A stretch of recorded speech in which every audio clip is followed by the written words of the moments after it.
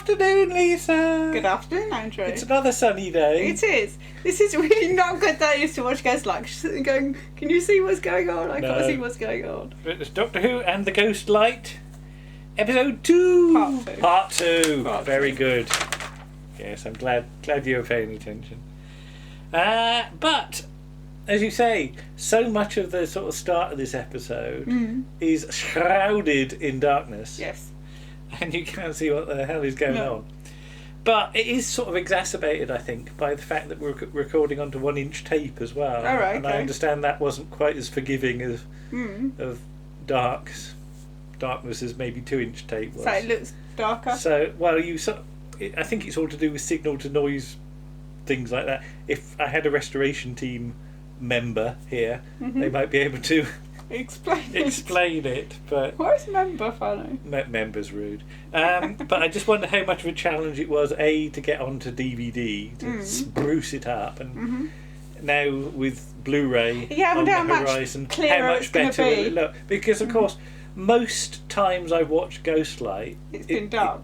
Well, no, it's from my old VHS copy. Right, I've seen it on DVD a couple of times, but, you know, once the off-air transmission is over, all I had was my VHS, and I watched it a lot, especially part 1. Yes. Because I think part 1 of this, part 1 of Delta, and part 1 of Happiness Patrol. Interesting that all of those are my favourite parts of those 3-part stories. Yeah. It's to do with the world building and stuff like that. But anyway, we're off to episode 2 and part 2.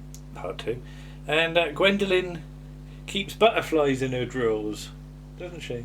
Yes. Yeah. Well, I think Josiah keeps butterflies. In his drawers. Sound as funny, I suppose. I know. Well, she goes and opens her drawers, She and does. you can see all the butterflies. All the butterflies. In and then she opens another drawer and another drawer, and then you get Frank Windsor. And then it's Frank Windsor in a drawer. Did that actually make him lie in a drawer? I don't know. Could you actually falling asleep? Probably. But let's think for a minute. We're big Z Cars fans and all its spin-offs, and we've talked about Barlow and Watt investigating Jack the Ripper. Yes. Ironic that we end up with Frank Windsor in a Victorian drawer in this, as a Victorian policeman in this story. So, you know, maybe he could have been assigned to the Jack the Ripper case. But no, because this predates that. Well, no, I know, but you know, he's not going to get to 1888, is he? Later on, I say Frank Windsor's character. It's one of those ones I really wish could have hung around, so he could have like come back as a semi-regular for whenever McCoy's doctor went to Victorian days. Could be his contact. He could be a little brigadier. He could be a little brigadier. A little brigadier, like he's my new. But he could have a part a bit like the brigadier, and appear every now and then. I just like that idea. And he's also, of course, the second Z Cars regular to appear this series. I know. Season. Yeah, I know. Because you get James Ellis. You get Jimmy. In Battlefield, not being Irish. But yeah, I wrote down again, can't see a thing. And did you notice the lantern that Nimrod's waving about? Yeah. Which barely lights anything. Well, even more so because the glow you can see is actually a digital effect. Oh, right, okay. It's a paint box job. Because occasionally he'll wave it about and the glow doesn't quite get there. The glow sort of wobbles about on there. So why did they do it as a paint box effect? Because the light it did wasn't strong enough, wasn't picking up on the camera enough. So that's the thing with having it so blooming dark. The lantern didn't do any good at all. Okay. So yeah, they had to sort of spruce it up a bit afterwards. I believe. The whole Temple of Light thing, and this is where no concession is made to the viewer at all. No. So if you haven't seen part 1, well, even if you have seen part 1, I was going to say, even if you have seen part 1, it's not clear what on earth is going on. But I quite like the idea that the stained glass windows upstairs are some sort of display thing. Screen, yeah. Although all they do is glow in various colours, and apparently that gives information. But I don't mind that because you know it's suitably weird. Yeah. And when Ace smashes the membrane thing and a load of gas comes out or something, then later on there's another shot and it seems to have healed over. Yeah, but if maybe it's semi-organic and it's. Well, I just said is it orgasmic? Yeah, it probably is. So, and what gas is coming out? I want to know. Is it compressed air? It's just like steam. Yeah, but what's the process that's going on behind there? Because they say it's a stone spaceship, but what's it powered by? I'd love the idea it was a steam spaceship as well, because Victorian technology, and you use what you've got knocking around, don't you? Yeah. So sort of steampunk is the term, isn't it? Yeah. But that's more like the Eighth Doctor's TARDIS, isn't it? Steampunk. The use of the radiation detector as a gun is quite nice, and does remind me of Matt Smith with his Jammy Dogger. Jammy Dodger. I put Jammy Dogger, not his Jammy Dogger. I don't know what he gets up to in car parks, but his Jammy Dodger. Yes, in Victory of the Daleks. What are you looking at me like that for? I left the D out and I put Jammy Dogger. The phrase music hall trollop as well made me grin. And it just made me think of the good old days. Yes. You know how much we love the good old days. We do love the good old days. Well, we love bits of the good old days. Yeah. Some bits of the good old days are dire as ditch water, aren't they? But yes. when the good old days is good, it is worth a watch. It's very good, yes. Mostly involving Ken Dodd or Roy Hard or Barry Cryer. Yeah. Barry Cryer is a Scotsman, And the screen displays handwritten calculations. So how were these done? Because presumably they're Josiah's calculations. I don't know. Did he write them on a bit of paper, then scan them in so that they could be displayed on the thing, or did he have the thing that you used to have on computers in those days, a light pen? Oh right. Do you remember a light pen Vaguely, where you could draw on the screen? Yeah. Well, I mean, you get them now when the delivery man comes round, doesn't he? You have to sign on his. And nobody can ever do a good signature. Well, that's the thing. Light pens, you just get a mess like you get with your signature. So if he did it like that, it's a remarkably good light pen he's got because you can actually read them. Yes. Now, this whole thing about control being very hard to understand, because she's saying things like, give me my freeness, and things like that. I do remember there was a DWM cartoon, not long after this was, can't quite remember when it was done, but there was a couple of sort of comments about the sort of not being able to understand lines, and I think the line was, give me my cheeselets. Okay. And I quite like cheeselets. You do like cheeselets. Sometimes I get them for Christmas. Well, aren't they doing? They're sort of doing an Eliza Doolittle kind of. Well, yes, thing, The idea is that she's learning clearer as she goes along. Yeah. And sort of halfway through this, I remembered that the soundtrack for Ghostlight was one of my first ever CDs that I bought, because I got a CD player for Christmas, and I was really only interested in Doctor Who soundtrack CDs because you know how little I understand about modern sort of beat combos. Yes. So the only sort of CDs I tended to buy were because there was this, and there was Greatest Show in the Galaxy, both Mark Ayres ones. So. Yes. Yeah. I think we've got Ghostlight in an updated. Yeah, CD, we've got it knocking around somewhere. And suddenly it's almost first light. So a lot has happened. Yes. In part one, hasn't it? Because part one started with Mrs. Gross leaving. Yes. And now it's almost first light. Yes. Which implies, well, if it's getting dark at 5 o'clock later on, 6 o'clock later on. Between 5 and 6. What time was first light? And it's not going to be that early, is it? No. Because it's implied that this is sort of late in the year, I guess, isn't it? Yes, that's going to be about sort of autumny, maybe 7 o'clock, I guess. So you've had quite a lot of hours already elapse, and then later on, Ace wakes up in bed and it's nearly dark again. Yeah. Ace losing the whole day. Daylight hours. So the timekeeping in this episode, you've got to sort of remember where you are. So you've got Sir Arnold with his banana. I know how to spell banana, I just don't know when to stop. That's a Terry Pratchett joke. That's a Terry Pratchett joke. And I couldn't help thinking of Gruntley the Ogron, who loves a banana, he loves bananas. Hello, Gruntley. Gruntley the Ogron on Twitter, who is well worth a follow. He is. And Martin's done some cartoons for him. Done some lovely cartoons for him, yes. But brilliant expression, a protoplasmic globule. Yeah, how many times did he have to practice saying that before he could say it with? But you can tell he's loving rolling his tongue around that phrase, can't you? And then all this, and he's probably the best actor to do it. Oh yeah, he's absolutely because brilliant. He's used to doing all these sort of longish speech as Sir Arnold. Yeah, So. I do love his performance, both as Sir Arnold and here as well. He's actually. And you were saying he's loving it. Eh? You think I think he absolutely loved that part, you know. And again, it's a shame that he's written much to do. He's written out. No. That's the thing. There's so many good parts in this story. But the thing is that there's not enough room for everybody. Yeah. So.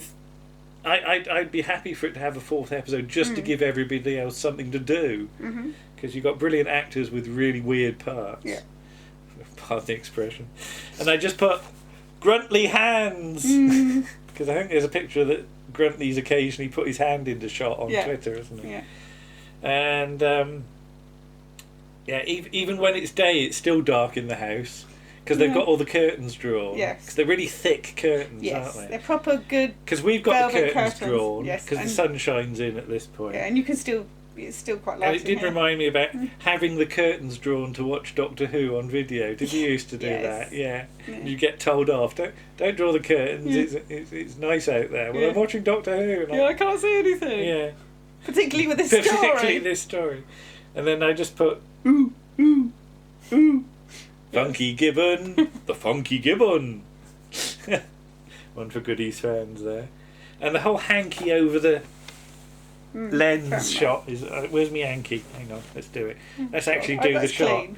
It's not that clean, but hey, the hand over the there you go. But it's chloroform again, isn't it? There's a lot of chloroform. It's all right. Yeah, it's all right. I'm such an old ham. You are an old ham. Josiah's worried about the state of the British Empire and saying about restoring it. And I thought, well, surely it's pretty much at its height by now, isn't it? It's pretty much at its zenith, yes. Yeah. I just don't think... Or is he just like a comment on it's not how things as good as things used to be? Yeah, there is that. There's also the thing because he wants to... Because he shoots at the photograph of Queen Victoria, or the portrait of Queen Victoria, who is quite old. And I suppose that it's about the right... I suppose it would be right. It's roughly right, yeah. Because he wants, obviously, getting into next week's episode, he wants to assassinate her, doesn't he? But is that because he just wants to be emperor, or...? I think he thinks that if you get rid of her, then there's a void which he can fill, basically, or something like that. I don't know. Okay. Is he evolved beyond his capabilities? He's going to evolve into a little old lady, yeah, with a sort of hat, yeah. And I put always the police parts because not only is Frank Windsor, playing a policeman here, but Jimmy Ellis turns up until death us do part, playing a policeman as well. What, at this stage? Well, but no, some years before. Right, in the sort of, there's an episode where Alf's drunk in charge of a bicycle. Said Jimmy Ellis is the sergeant. And I said Jimmy Ellis is the sergeant, and it's that thing of you played a policeman before, so it's I don't know how actors feel about that. That give me something I haven't done, or yes, I know how to do that. So or just give me the money and give me the thing. Yeah. And Ace wakes up and gets a kedgeree and everything, which makes me think of Adam Adamant with his OT popples. And it's this is another of those misheard lines when she says Cholesterol City, and I was convinced for years until I saw a transcript that it was Profiterole City. Right. Okay. I thought she meant like cake. She had a load of profiteroles. I can't think of the last time I got my lips around a profiterole, but when did you last have one? Not for a while. Not for a while, but aren't they all sticky and what are they made of? Choux pastry. Choux pastry with cream and chocolate. What pastry? Choux. Bless you. So Ace has slept through the day. That's it, roll your eyes. And I said, what has everybody else been doing? Well, the doctor's been piddling about fixing the lift. Yeah, especially the doctor. It doesn't take him all day to piddle about with a lift, does it? He's probably gone off for a trip and come back. Perhaps he's had a whole another adventure during Ghostlight. Oh, there's an idea. Has anybody ever suggested that? I don't know. Perhaps, he's gone off. Hello, Big Finish. Yes, he's gone off and played with somebody else for a little while, hasn't he? Pardon the expression. No, you're doing it. And I said, fully practical sandwich. Yes. It's that joke that actors have that, if you've got food in it, we'll take the part. Yeah. And some nice spitting business is like... Yes. The Doctor keeps constantly having to wipe crumbs off his jacket. Yeah. And Ace has put on a new dress. Mm. Would Ace know her way around Victorian foundation garments? Well, I would point out the dress isn't entirely Victorian. No. It's a bit too straight. Yeah. Because obviously it's a dress from the Aeneid line, I believe, which is around that sort of time, but I don't know what Kentry leftover job. Yes, yeah. I don't quite know what the fashion is at this point. I don't think we've got the crinoline quite at this point. That's a bit earlier on, but I mean it's probably vaguely accurate, but it looks a little too straight to me. Yeah. Well, I'm guessing that the maid helped her because somebody undressed her. Yeah. Ooh, oh, that's true. Yeah. So, you know. I'm not going down that line. I think the housekeeper did it. Okay. Control's costume, because you start to see bits of it now, which is all rags and all that, and sort of the head thing. And I couldn't help thinking, I can't remember what it's called, but it looks like the thing in that Capaldi story, the thing with the hands in Doctor. Oh, the veil. In Doctor Who in the Clockwork Castle. The veil. Yeah. It's sort of a bit like that, isn't it? Except it's a lot taller. Well, yeah. Because it's the man that plays the... Sharon Juice sat on somebody's shoulders then. Maybe. No, it's the Snake Man, isn't it, that plays it? Oh, yeah, is it? Oh, right, okay. I can't remember his name, I'm sorry. So, it's implied that Light's going to come up in the lift in a bit. And I said, well, why does Light need the lift? Yeah, surely he can travel up without it. I mean, it was hard enough, Control getting up the lift shaft. Yeah. And I'm trying to imagine whether she had a little dinky step ladder to give her a boost up at the start. Or whether, like, the sort of Nimrod was down there going, get up, girl, get up! Or something like that. Well, no, because he's in the drawing room, isn't he? I know, but it seems to have taken her all day to climb up there. Well, it probably would do. The monkeys are on the screen again. And it's the monkeys. I said, hope all the insects were okay. Yeah, they... Because they flap up... Well, that's the thing. You open a drawer full of insects in a television studio, and they're going to make straight for the lights, aren't they? Especially the mirths. Yes. And the little beetley thing. And I just imagine Gary Downey with a big net. Yeah, come on, moths! Trying to get them down. Come down! And getting cross with them. Yeah. Redvers Fen Cooper gets one scene. If you were around last week, you've got no idea who he is or what that scene's meant to be about. Yeah, this is really written for the VHS age now, isn't it? It's written assuming you've seen the previous part and that you're paying attention. And you're going to rewatch it. Yes, to get all the nuances. But you're recording it on VHS at home. Yeah. So so Control's been up and down the lift shaft like anything. She got up, had a listen, then went back down again. Yeah. So I did wonder why she did that. And all this up and down in the lift stuff did start to make me think of Mary Mungo and Midge. Oh, right, yeah. I just imagine Nimrod having a little mouse on his nose, sort of, and the mouse presses the button for him. Anyway. Marquez should have done. The jungle noise when the inspector opens the door and it goes like that, and well, he looks up. So I thought it was like a bird or something. Yeah, but there's nothing there. It's just a noise. Yeah. So has that noise been trapped in that room, just bouncing around off the walls? Well, I'm assuming obviously because the doctor says things are warming up. So I was assuming that all these stuffed animals are starting to come alive. Yeah, come back to life. And I just think it was very nice, just sapphire and still moment of just a weird bit of noise for no reason. Yeah. And I said I like that Doctor Who likes bugs and gets on with them because he's talking to the little beetly thing. And I just thought of you and spiders in the bath because one of the things I really like about you is that you don't squash spiders. I don't squash spiders if I can help it. And you try and save them. Yes. And talk to them. Yeah. I talk. Right, we're going outside now. Come on, spider. Come on, spider. You're a good spider. And you try not to injure their legs or nothing, do you? So just for Frank Windsor, a candidate for a return. Just imagine like Inspector Mackenzie Investigates as a weird spin-off series. So the lift's been repaired, right? Okay, so not entirely sure how that was done or who done it, but well, the doctor did it. Yeah, with his toolkit, there must be tools with in his the lift house. tools. Yeah, and the whole thing about the clock, the grandfather clock controlling because not just the maids, because it goes dong and then the maids appear, but it wakes up Gwendolyn and what have you. So does it control everybody in the house? Yeah. So if you smashed the clock, you know, would the story stop? Because, and of course, we've seen a few grandfather clocks, because we had Wurzel Gummidge stealing a grandfather clock in the episode we saw yesterday.